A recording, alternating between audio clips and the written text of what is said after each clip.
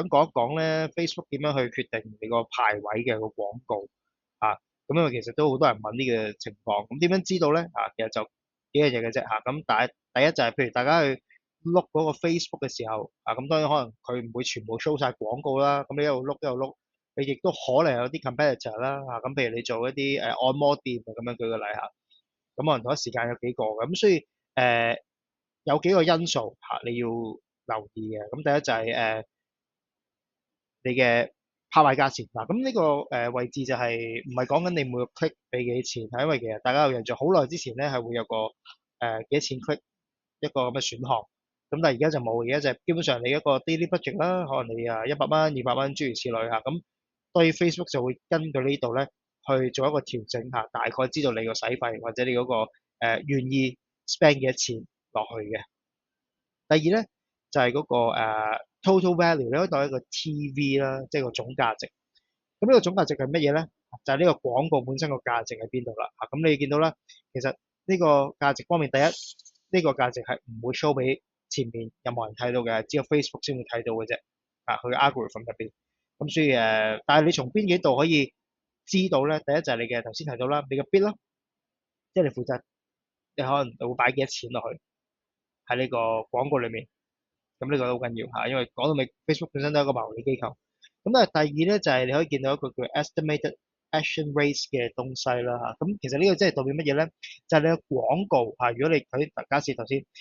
如果啲人見到你嘅廣告，究竟佢 click 落去嗰個比率有幾高咧？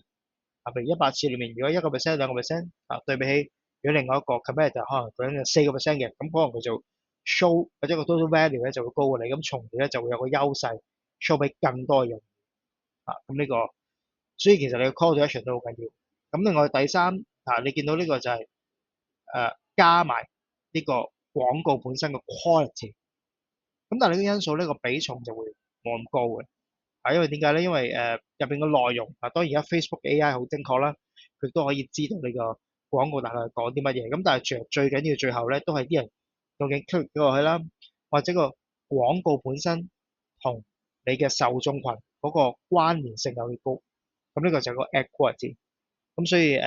當然呢部分咧，亦都係一個加分位嚟嘅。所以點解無論係個廣告本身個層，即係嗰個層次啦，入邊譬如啲相嘅一啲鋪排清晰嘅呢個嘅唔會太過累贅嘅，或者係甚至多人會 click 落去嘅，咁嘅時候咧就會成個分數，再加埋你本身個 bidding 啦，咁呢個就係你嘅呢個容易 control 啲啦，我相信咁最後邊個決定嗰個 bid 係幾多咧？嗱，而家當然你擺100蚊落去、200蚊落去，佢唔知你扣幾多嘅。咁但係當然 Facebook 就會係因應翻你個比例去做翻一個調節。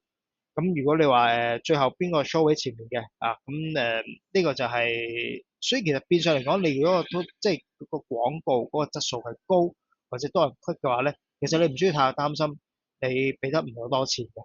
咁你慢慢就會見到，就算你俾同一個價錢都好，或者甚至俾少啲咧，都可以達到同樣嘅效果。咁呢個咧就係 Facebook 入邊